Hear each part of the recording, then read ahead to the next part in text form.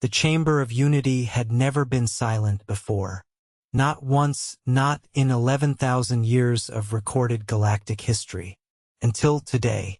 Ambassador Kayleigh Voth of the Thren Compact stood at the center podium, his four eyes blinking in a pattern that, translated, meant something close to disbelief. He was staring at an empty chair. A chair that, for the past 43 years, had belonged to the Terran delegation. It was empty, not vacated for a bathroom break. Not vacated for a diplomatic snub. Empty in a way that felt permanent, like a tooth pulled clean from a jaw. And nobody in that room understood yet what they had just lost. Some of them were about to find out the hard way. Keep that in mind, because this story doesn't end where you think it does. To understand how a galaxy full of ancient, technologically superior civilizations ended up terrified of the youngest species in the room, you have to go back a little further than the empty chair. You have to go back to the way they'd been treating humanity for 4 decades. Humanity joined the Galactic Council 43 years ago, after the KRWL border wars. A conflict nobody wanted, fought over resources nobody could agree how to share, that had been quietly grinding 6 species into exhaustion for over a century. Earth wasn't invited into that war. Earth stumbled into it the way humans stumble into most things, by accident and then by stubbornness. A Terran deep space survey vessel wandered into contested territory. It got shot at, and instead of retreating, the crew did something no other species in that war had done in 100 years of fighting. They shot back, and they won. That single skirmish, 5 humans against a KRYLL strike wing 3 times their number, ended with 4 enemy ships destroyed and 1 human vessel limping home with a hull breach and a crew that, by every statistical model the galaxy had ever built, should not have survived. It made the other species nervous. It also made them curious. And curiosity, in a war-weary galaxy, was worth more than fear. Humanity was invited to the table. Reluctantly, conditionally, provisionally. That word again. Remember it, because it's the hinge this entire story swings on. For 43 years, humans did the thankless work nobody else wanted. They flew escort missions along the KRYL buffer zone, patrolling a border so dangerous that 3 other species had formally declined the assignment before humanity quietly volunteered. They built and maintained the Wormhole Relay Network, 14 systems worth of ancient, cranky infrastructure that older, wiser species considered beneath their engineers' dignity to touch. They negotiated ceasefires between bloodlines that had hated each other since before humans had invented writing, because humans, strange as it sounds, were the only species every side somehow trusted enough to sit in the same room without violence breaking out. And every single year, at the Council's annual review, someone stood up and asked whether humanity's provisional status should finally be made permanent. And every single year, someone else stood up and said, "Not yet." 43 years of not yet. 3 days before the empty chair, on a rain-slicked rooftop in Lagos, a woman named Adiz Chukwu sat with her boots hanging off the edge of a 40-story building, drinking coffee that had gone cold an hour ago. She wasn't supposed to be up here. Nobody was. But Adiz was the Terran chief delegate to the Galactic Council, and she had just spent 6 hours listening to 11 alien species debate whether humanity deserved a permanent seat at the table, or whether it should remain, as the Thren Compact's official language put it, a provisional species under continued observation, pending further demonstration of long-term societal stability. Long-term societal stability. From a species that had fought a war over mining rights for 112 years. She laughed. It wasn't a happy sound. It was the sound of a woman doing the math on exactly how much longer she was willing to swallow this. Her earpiece buzzed. Marcus, her aide, calling from the embassy 3 blocks away. "They want an answer by morning," he said. "The Council's threatening sanctions if we don't recommit to provisional status review next cycle." Sanctions. After everything. After the border patrols, the relay repairs, the ceasefires humans had brokered with their own blood and patience. Adiz looked out over the city. Millions of lights. Millions of people who had no idea their entire species had just been called provisional by a committee that had never once set foot on Terran soil.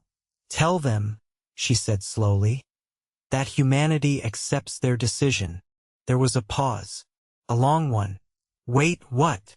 "We accept it," Adiz said. "Fully. Immediately. Effective as of this transmission." "Adiz, that's basically resigning our seat." "I know exactly what it is, Marcus." She hung up before he could argue. Somewhere out past the clouds, past the atmosphere, past everything human eyes could naturally see, an entire galaxy was about to learn a lesson it had never needed to learn before. Because humans don't ask to be respected twice. The next morning, the Terran delegation didn't show up to the Chamber of Unity. Not late.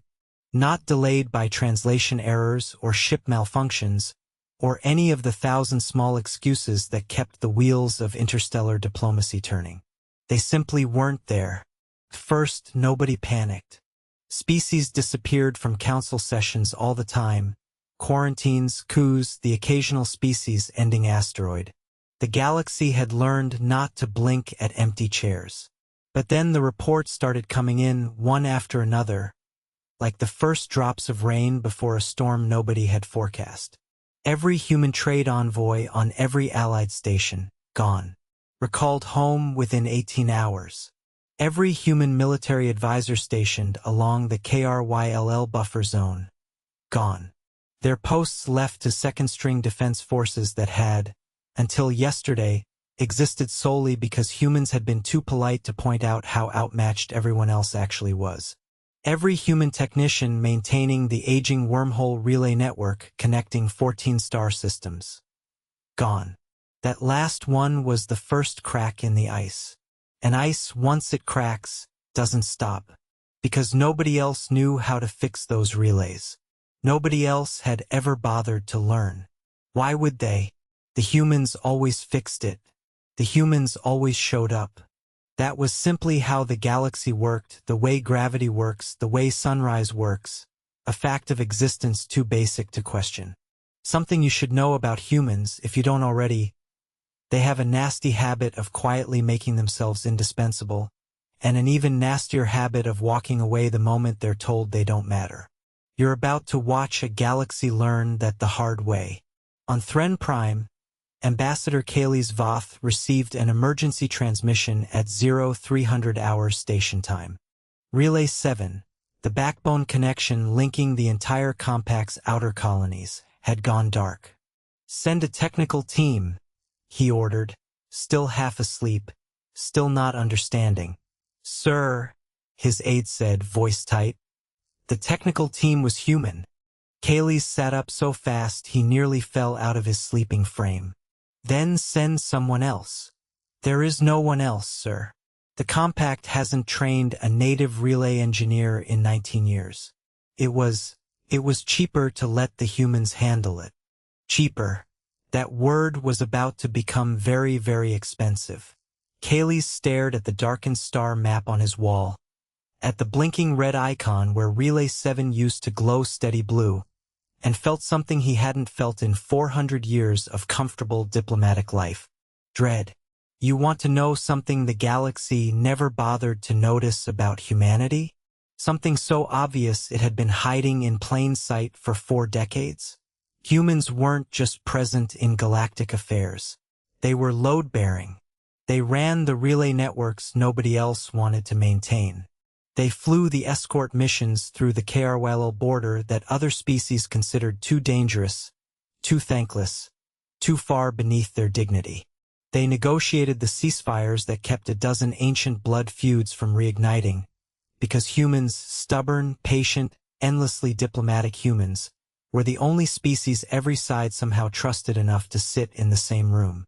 They were the janitors, the medics, the peacekeepers, and the emergency generators of an entire galactic civilization.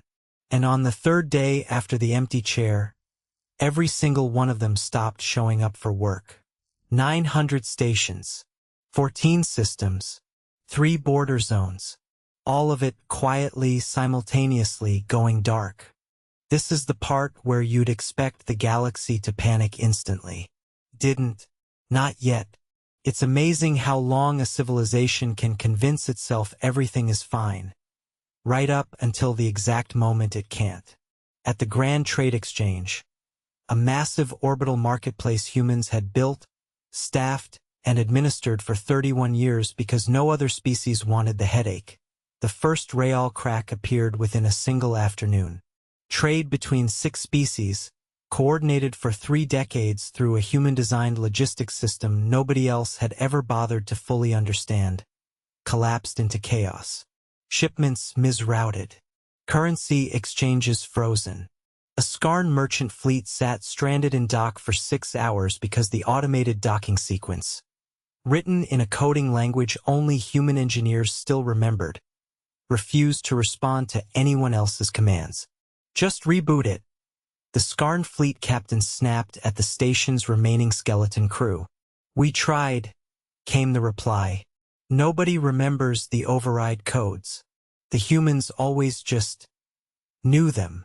The captain stared at his ship, stranded in the dark, 30 meters from a dock it couldn't legally enter, and understood, the way you understand a diagnosis before the doctor finishes the sentence, that something had gone very wrong, and that it wasn't going to fix itself. In the KRYLL buffer zone, without human peacekeeping forces stationed between 2 rival factions for the first time in 28 years, an old border skirmish reignited within 72 hours. Nobody had planned it. Nobody, if you'd asked either side individually, actually wanted it. It just happened the way fires happen when you remove the one thing that had been quietly holding them back. The way a room stays warm right up until someone takes away the only heater, and everyone stands around confused about why they're suddenly freezing. 3 border outposts exchanged fire before either side's high command even authorized it.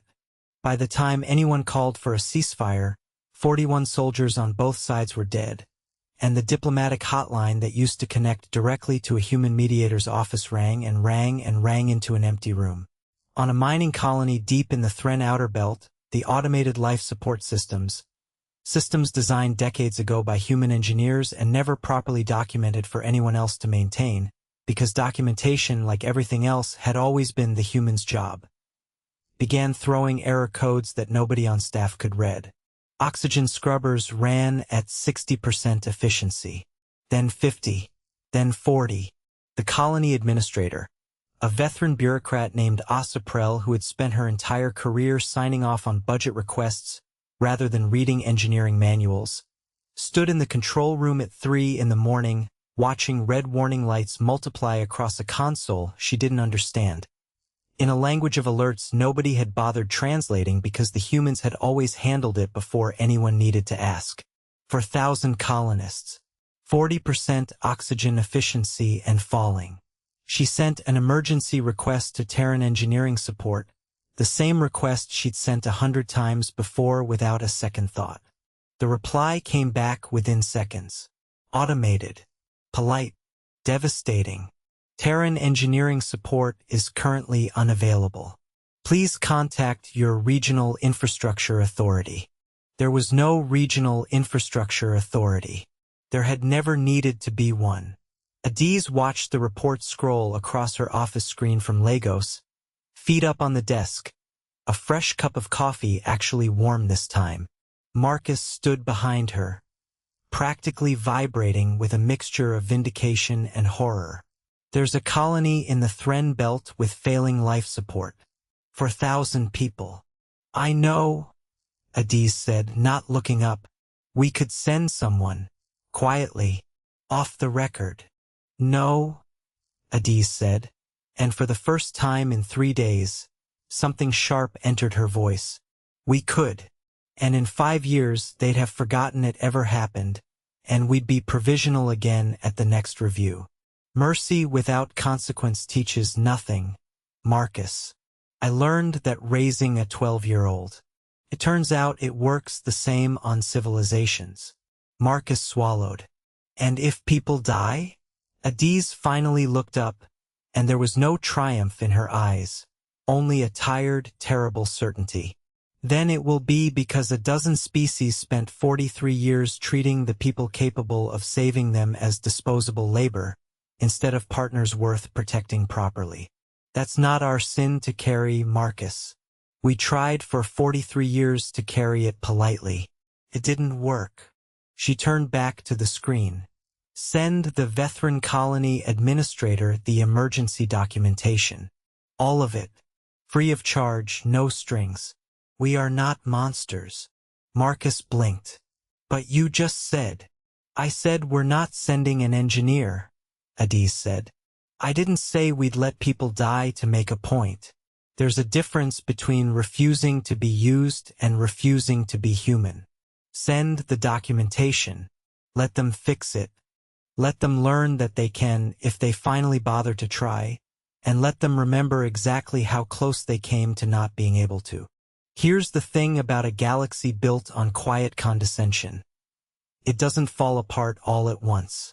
It falls apart in 100 small places simultaneously, and every single one of those places assumes, right up until the very end, that it's the only one burning. By the 5th day, it wasn't just relays and life support and stranded trade fleets. It was everything all at once compounding. The Skarn hegemony's outer patrol fleets, trained for 40 years to rely on Terran-supplied navigational charting through a particularly hazardous stretch of nebula, lost 3 ships to collision when their own untrained navigators tried to chart the route manually. A century-old peace treaty between 2 rival Thren houses, one that had only ever been enforced because human mediators sat in on every single renewal ceremony as neutral witnesses, quietly lapsed when nobody showed up to renew it. Both houses began repositioning warships within the week. And at the Chamber of Unity itself, delegates who had spent decades treating the Terran seat as an afterthought suddenly found themselves unable to conduct a single session without arguing, because it turned out humanity had also been quietly, informally, doing the one job nobody had ever officially assigned them, keeping everyone else from each other's throats. Ambassador Kaylee's Voth stood before an emergency session on the 6th day and said the words that would be quoted in history archives for the next 1,000 years. We did not realize, he said, his 4 eyes dim with something that looked almost like grief, how much of this galaxy was standing on human shoulders. Nobody in the chamber argued with him. Nobody could. Adiz watched that speech from her apartment in Lagos, feet up on the coffee table. Her daughter, 12 years old and entirely unbothered by the fact that her mother had just brought a galactic civilization to its knees, wandered in and flopped onto the couch beside her. Is this the thing you did? The girl asked, nodding at the screen. This is the thing I did. Are we in trouble? Adiz smiled, and for the first time in 6 days, it reached her eyes. No, baby, they're in trouble. We're just waiting. Waiting for what? For them to remember what it feels like to need someone who doesn't need them back. Her daughter considered this with the terrifying clarity only children have. That sounds mean. It is a little mean, Adiz admitted. But sometimes the kindest thing you can do for someone who's never respected you is stop making it easy for them not to. It wasn't just accidents and inconvenience anymore. By the 8th day, it was a genuine, galaxy-spanning crisis, and it was about to get worse in a way nobody, not even Adiz, had fully anticipated. Because a power vacuum doesn't stay empty. Something always moves in to fill it. Out past the Carwell buffer zone, in the lawless drift between the compact's border and open space, a raider confederation called the Ashen Swarm had spent 20 years testing the edges of Terran-patrolled territory and finding nothing but well-armed, well-organized human border ships waiting for them every single time. The Ashen Swarm did not know, yet, that humanity had left the table. What they knew was that for the first time in 2 decades, the Carwell buffer zone had gone quiet. Too quiet. They moved in on the 9th day, 300 raider vessels sweeping through a border that had, until recently, been the most heavily and effectively defended stretch of space in the galaxy. They hit the mining colony first. The very same ones still running on emergency life support documentation, still limping along at 50% oxygen with a skeleton crew that had barely stabilized the scrubbers. For 1,000 people. No fleet. No defense. No human border patrol standing between them and 300 raider ships that had waited 20 years for exactly this moment.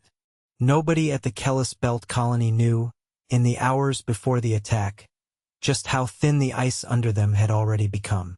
The colony's chief medical officer, a veteran doctor named Torrin Ash, had spent the 9th day treating a wave of minor injuries caused by the failing life support, headaches, dizziness, a handful of fainting spells among the elderly as oxygen levels crept steadily downward.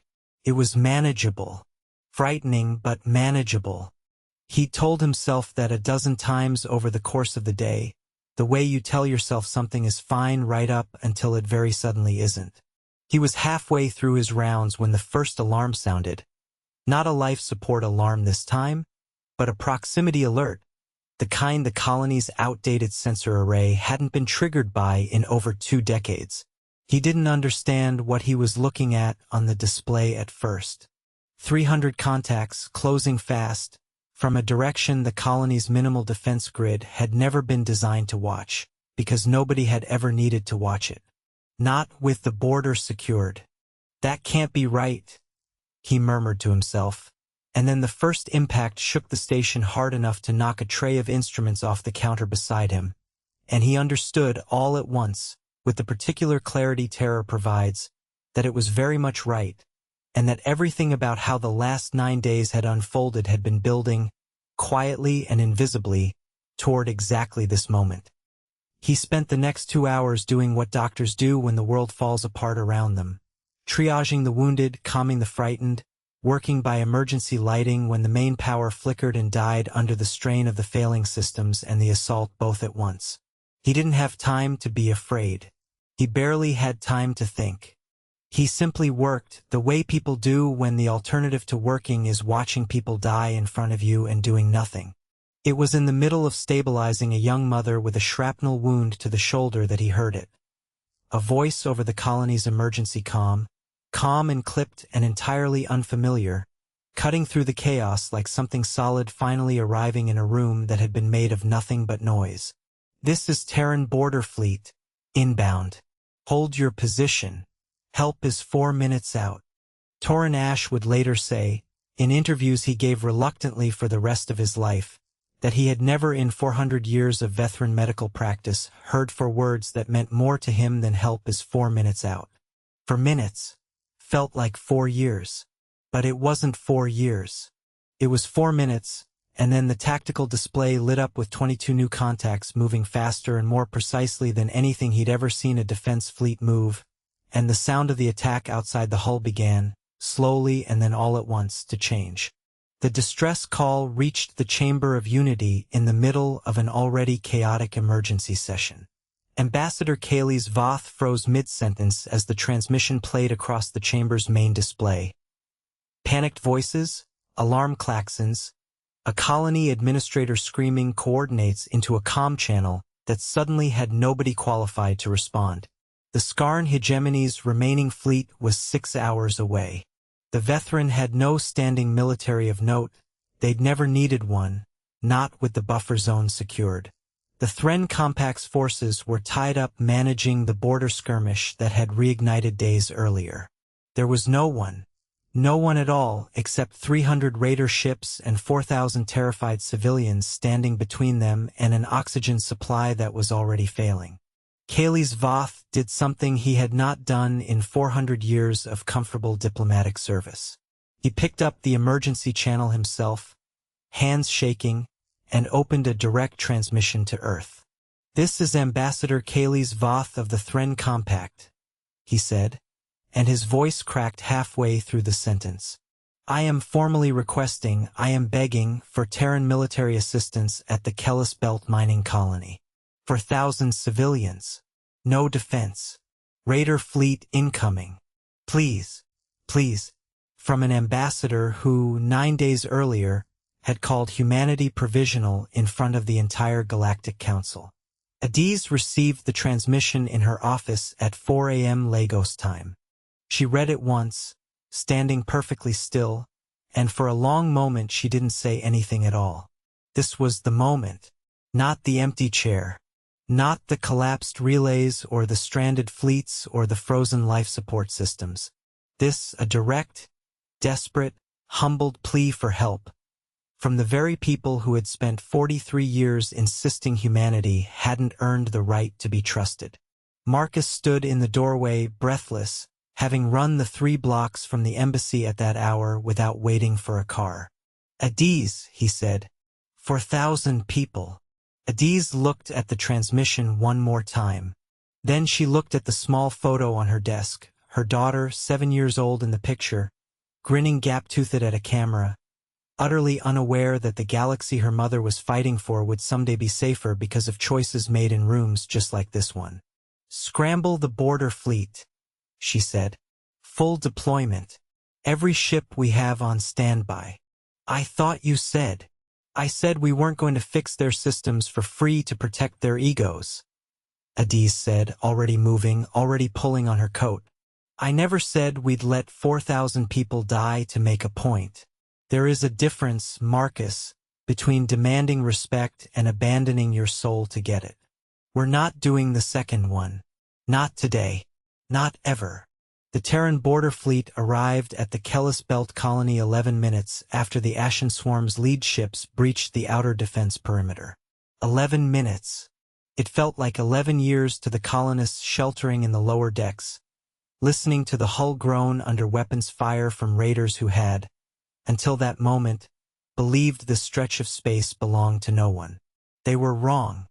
The Terran fleet, 22 ships against 300 raiders, outnumbered nearly 14-1 on paper, didn't hesitate, didn't negotiate, didn't wait for reinforcements that didn't exist.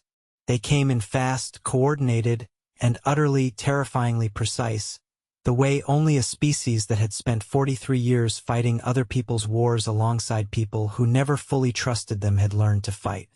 By the time it was over, less than 2 hours later, 40 raider ships had been destroyed. The rest scattered, retreating into open space faster than they'd arrived, having learned in the space of a single engagement exactly why nobody had tested that border in 20 years. 4,000 colonists survived. Every single one. Aboard the lead Terran ship during the rescue, a 26-year-old pilot named James Okonkwo had exactly 4 minutes to decide whether he was going to die doing his job. He hadn't planned on this. Nobody in the border fleet had. 3 days earlier he'd been playing cards in the rec room with his crew, grumbling about the same tired rumors everyone had been grumbling about. Something about the Terran delegation walking out of council, something about relays going dark, the kind of political noise that usually meant nothing to the people actually flying the ships. And then the recall order came through at 4 in the morning, and 22 ships that had been quietly patrolling a mostly peaceful border for years suddenly found themselves staring down 300 raider vessels with nothing but training, discipline, and each other standing between 4,000 strangers and a massacre. "Command, we are outnumbered 14-1, his second officer said, voice tight but steady.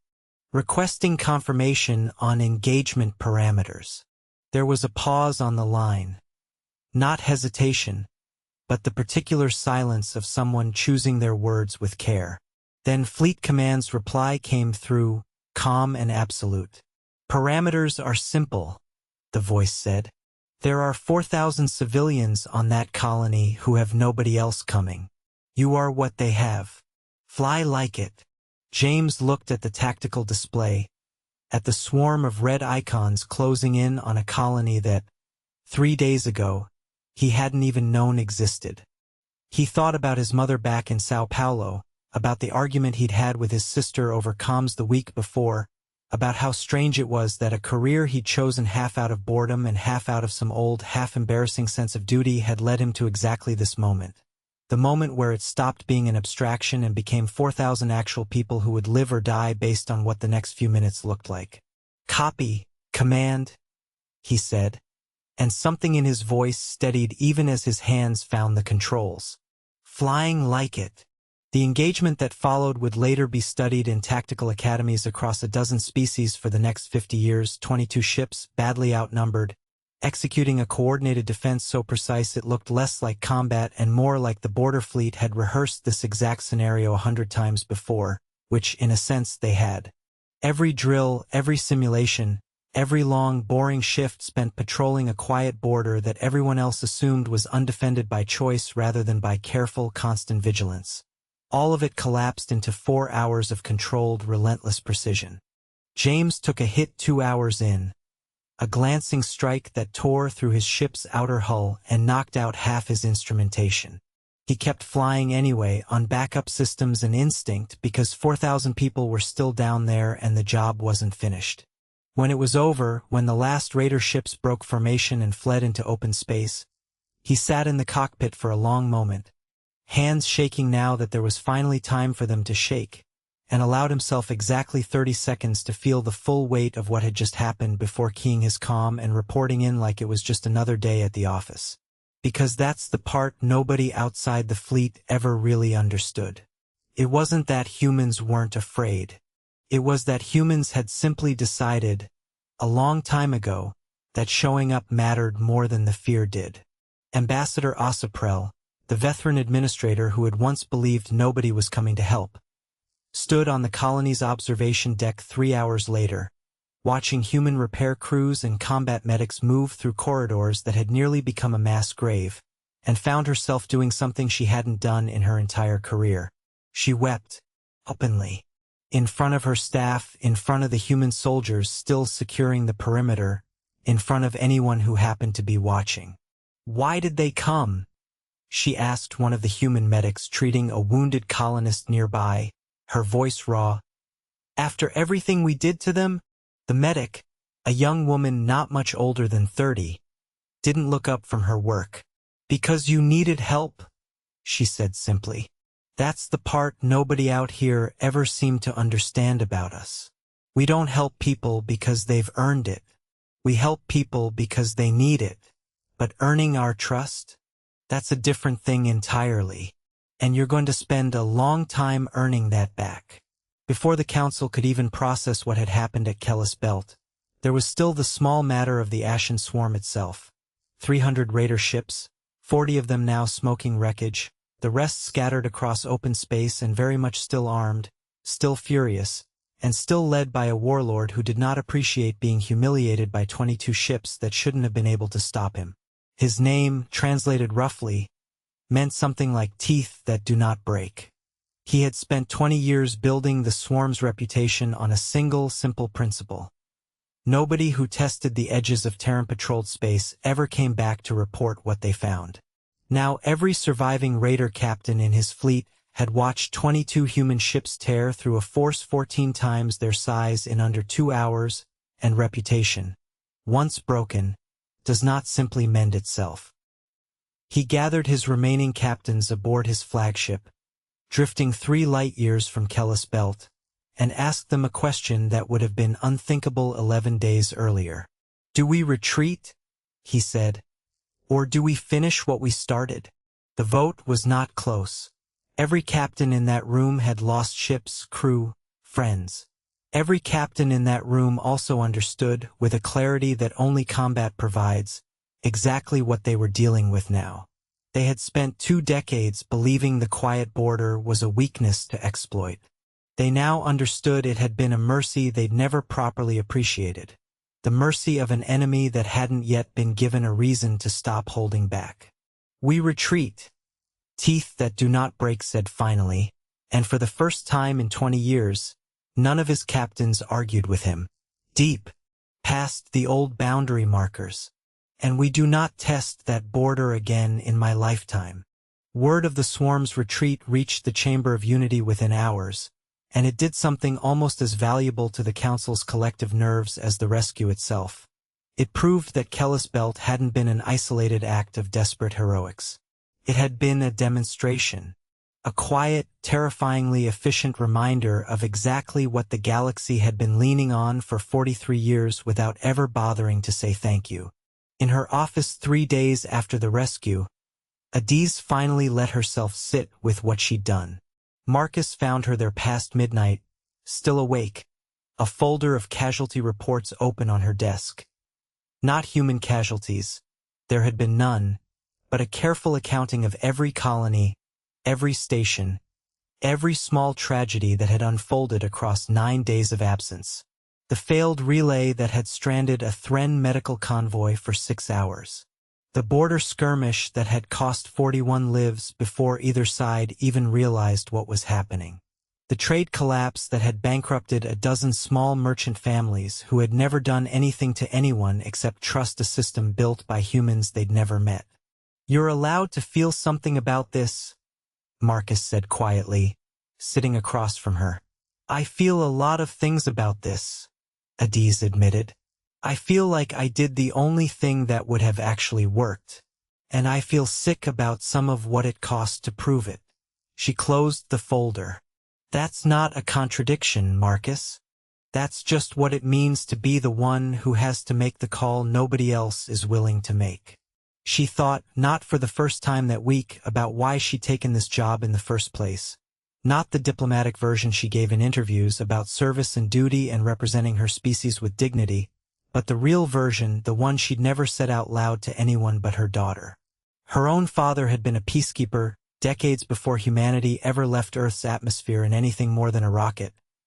A man who spent 30 years walking into rooms full of people who didn't want him there, doing thankless work for communities that rarely said thank you because somebody had to, and he'd rather it be someone who actually cared about getting it right.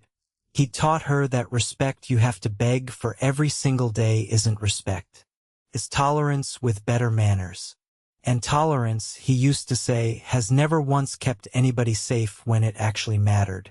She hadn't fully understood what he meant until she was sitting in a chamber full of aliens who'd spent 43 years calling her species provisional. She understood it now. The Terran chair remained empty. Ambassador Kayleigh Voth stood at the podium, and this time when he spoke, his voice didn't waver, though it carried a weight that hadn't been there 11 days earlier. "The Thren Compact formally requests," he said, "that humanity return to this table, not as a provisional species, not as observers." He paused, and something in the way he said it suggested the words cost him more than any diplomatic concession he'd made in his 400-year career. "As founding members, with full and permanent voting rights, retroactive to the original treaty date, and formal recognition of the Terran delegation's role as essential galactic infrastructure, and as the reason 4,000 people are alive today who otherwise would not be." A murmur ran through the chamber. Essential galactic infrastructure. It was, by Council standards, the closest thing to a formal apology 11 species had ever collectively issued. The Skarn ambassador, 3 seats down, rose stiffly. The hegemony seconds this motion. One by one down the row every delegation rose. Every single one. Species who, 11 days earlier, wouldn't have crossed the room to shake a human hand were now standing to beg one back into the building. Adiz took the formal offer in her office, standing this time, not sitting. "Some moments deserve to be met on your feet."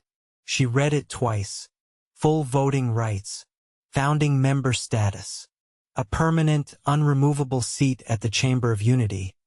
Guaranteed by treaty language so ironclad it would take a unanimous vote of the entire council to ever challenge it again. Formal recognition, in writing, of the Kellis Belt rescue as the moment the galaxy finally understood what humanity had always been quietly worth. Marcus stood behind her, practically vibrating. "Well, what do we say?" Adiz set the datapad down slowly, and for a long moment she simply looked out the window at the Lego skyline, at the same rooftop 3 blocks away where this had all started. A cold cup of coffee and a decision that could have ended 100 different ways. "We say yes," she said finally. "But not yet. Adiz, after everything. Let them sit with it a little longer," she said quietly. "Let them understand, all the way down in their bones, what it means to sit at a table and realize the chair across from you was the only reason the table wasn't already on fire. Let them understand it so deeply that no ambassador, no council, No committee ever uses the word provisional about us again. Not in this generation, not in the next. And after that? Adiz allowed herself a small, tired smile. After that, she said, we go back. Not because they asked. Because it's who we are. We just needed them to understand, once and for all, exactly what that costs them if they ever forget it again. The Terran delegation returned to the Chamber of Unity on the 13th day. Adiz walked in alone, no entourage, no fanfare, and took her seat at the long empty chair like she'd never left. 11 species watched her do it in a silence so complete you could have heard a data chip drop.